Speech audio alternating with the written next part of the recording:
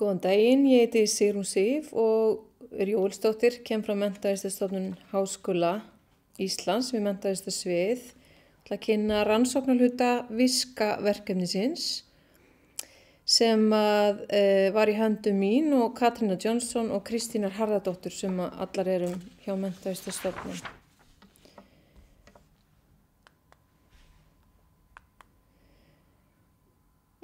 Markmiðið með VISCA-verkefninu var að stuðla að aðgengilegu og heildrænu raunfærnimatskerfi fyrir markhópinn, tiltekinn markhóp, og snýst að auka sýnileika á starfshæfni innflytjenda hér á landi. Verkefnið byggir á þeirri þjónustu sem nú þegar til staðar og það var áhersla lögð á betri árangur með auknu samstarfi allra hagsmunaaðila sem koma að verkefninu, tengjast verkefninu.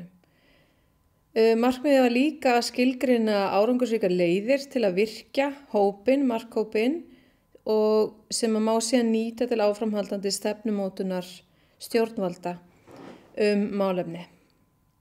Það var fræðslumiðstöð atvinnulífsins og Iðan fræðslusetur sem stýra verkefninu fyrir hönd mennta- og menningarmálaráðuneytisins.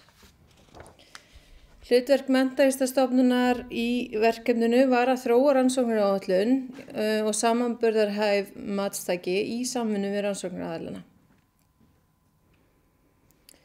Síðan að vinna samkvæmt rannsóknaráætlunni innleiðingu á verkþáttunum og svona megin þungan af gagnasöfnuninni og greiningu á gögnunum.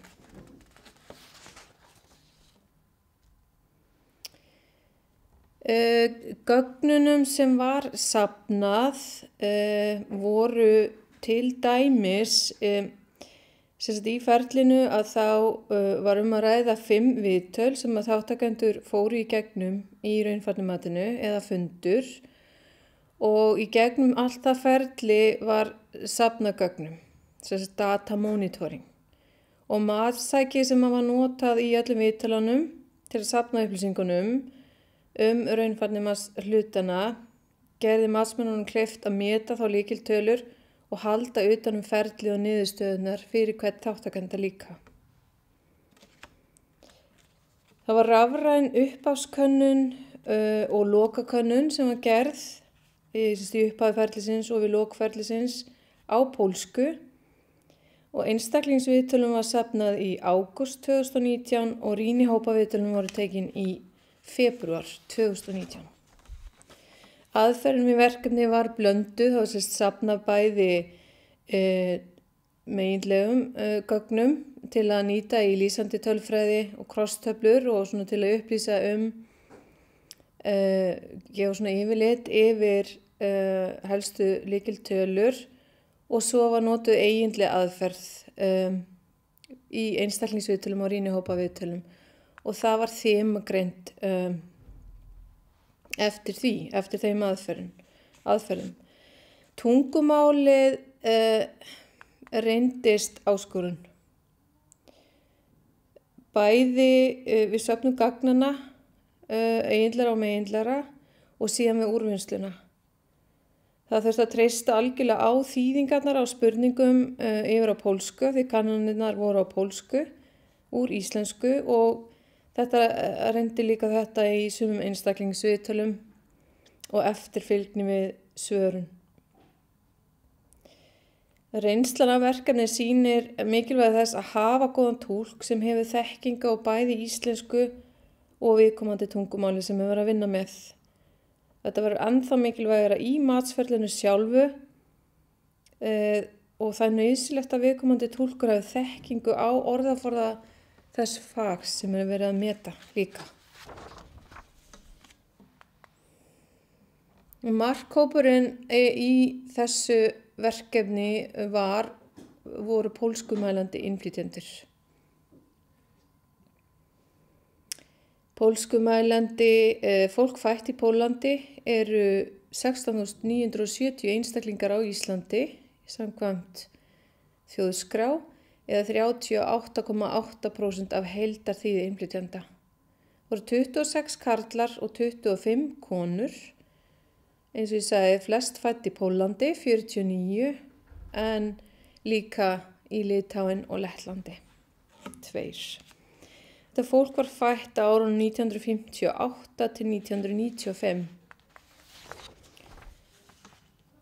Þátttakendur komu úr húsasmíði flestir, síðan voru málarar og þernur, 12 matráðar og síðan voru 6 þátttakendur úr svokölluðu Transversal Skills verkefni sem yfirfæranlega færni.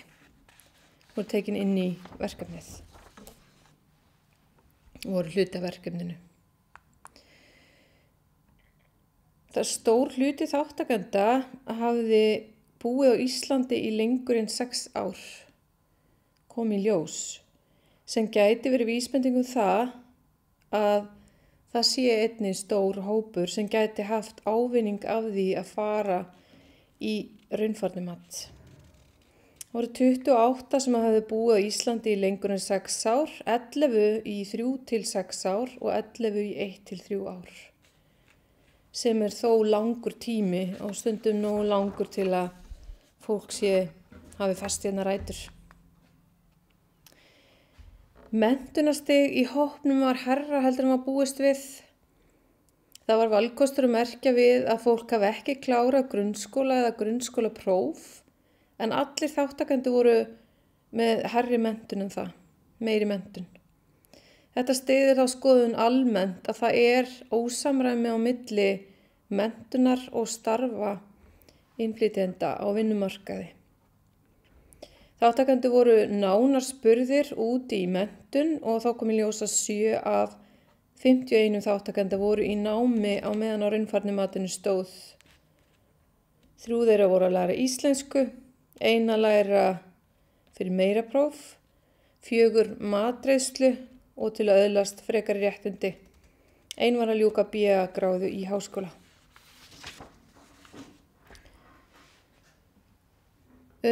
Þátttakendur voru skráðar upplýsingar um það sem þau litu á sem hindranir í að bæta menntun eða bæta stöðu á vinnumarkaði fram að þáttöku í þessu verkefni.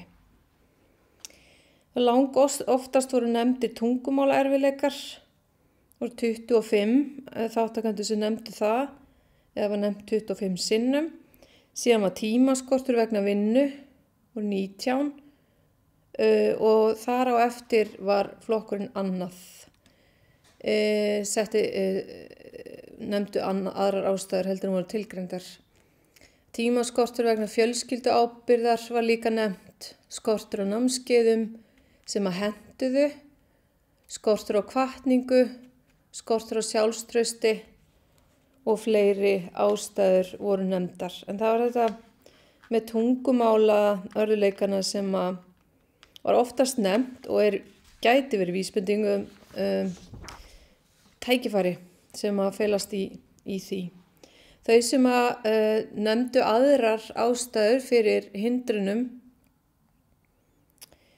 nefndu til dæmis að þau hefðu ekki þurft á því að halda, að raunfærnimatið breyti því núna.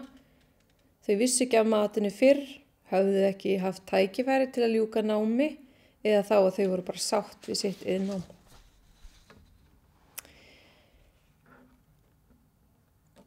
Flestir vilja fá þekkingu og reynslu sína metna í ferlinu.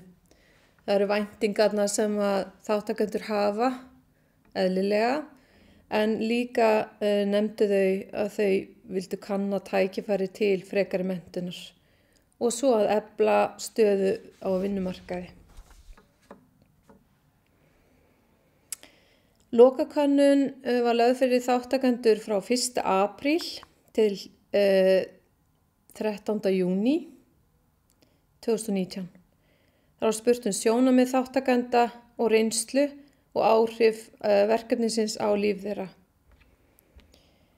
Flestir höfðu jákvæða reynslu af ferlinu sjálfu á útskýringum ráðgjafa. Ráðgjafinn var hvetjandi og sanngjarn. Fyrir 26 manns stóðst ferli væntingarnar fullu, voru 72% af hópnum, en fyrir 9 þótti ferlið hafa staðist að hluta. Og þegar var nánar spurð út í það, nefndu þau tímaskort vegna vinnu. Það hefði staðið þeim fyrir þrifum eða staðið væntingum þeirra, staðið í vegi fyrir að væntingar þeirra vera uppfylltar eða þá að þau fengu ekki nægilega mikið metið og fleiri ástæður nefndar.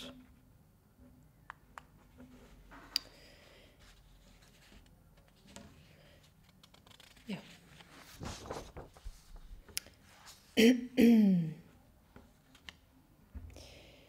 Fyrir einstaklingsviðtöl voru 5 einstaklingavaldir sem höfðu farið í gegnum ferlið til að meta reynsluna þeirra raunfærnimatinu. Voru matráður þerna og 2 í húsasmíði og 1 úr yfirfæranlegri færni verkefninu. Þau voru á aldrinum 39 til 49 ára og 1 viðtalið var tekið á ensku en 4 voru tekin með aðstoð túlks. Allir þáttakendurnir voru jákvæðir gagnvart raunfærni matsferlinu og fólkinu sem var ábyrgt fyrir matinu. Allir voru mjög hjálplegir og það var líka hægt að hringja á eftir ef að ég átti einhvers konar spurningar og skildi eitthvað ekki. Það var mjög gott. Annar þáttakandi sagði já, ég heldur sé að vinna vel. Þau spurðu mig alls kyns spurninga skólan og vinnuna og hvar ég vann áður, svo allt gekk vel. Ferlið í sjálfu sér virkaði vel og lyfti sjálfstrausti þó að það hafi ekki haft stórar breytingar í för með sér endilega á þeirra líf. Sumum viðmælandum fannst mikil áhersla á almennt nám en ekki á verklega reynslu og starfsreynslu og fannst þurfa frekari upplýsingar á pólsku ferlið í kerfinu. Ekki ljóst fyrir þeim hvað tekur endilega við eftir þáttöku í raunfærnimatinu skólakerfið og framhald og það eitthvað sem þarf að vera skýrara fyrir hópnum. Hvað tekur við, hvað áhrif matið hefur á skólagönguna þeirra og laun eða slíkt mögulega launastöðu. Í rýnihópi starfsfólks voru 7 viðmælendur, 5 karlar og 2 konur. Og það sem helst kom fram þar að þörf á almennri umræðu matsferlið og ábata þess fyrir markhópa. Og líka að það sama kom fram í samtali við þáttakendur að það sem tekur við þarf að liggja skýrt fyrir hvaða möguleika, hvaða tækifæri bíða og hvernig skólakerfið tekur við þessu fólki. Í rýnihópaviðtali við stefnumótendur voru 8 viðmælendur, 4 karlar og 4 konur. Og það sem helst kom fram þar var svolítið í svona samhljómi við það sem að bæði þáttakendur og starfsfólk verkefnisins sagði, utan að það þykir þegar aukinskilningur á umræðu og þörf á raunfærnimati en stöðugt í umræðu. En það kom þetta sama fram að þáttakendur raunfærnimatsins þurfa að sjá ávinningin af raunfærnimatinu ef að þá undirgangast það. Síðan kom einnig fram að nálgun á akademískt nám og símenntun mjög ólík og það getur tekið tíma að innleiða ólíka hugsun námið inn í akademíuna. Þar sem hugsunin oftast að fólk byrja á 0 punkti þegar það kemur hingað sem auðvitað ekki alltaf reyndin. Síðan var nefnt að það engin einn staður sem heldur utan skráningu menntunar þeirra sem flytjast inn í landi. Það á sitthvorum staðnum eftir fögum og líka mikilvægt að greina á milli tæknilegra atriða í innleiðingu verkefnisins og síðan menntastefnu og stjórnvaldsákvörðun. sumt heyrir undir stefnu og stjórnun.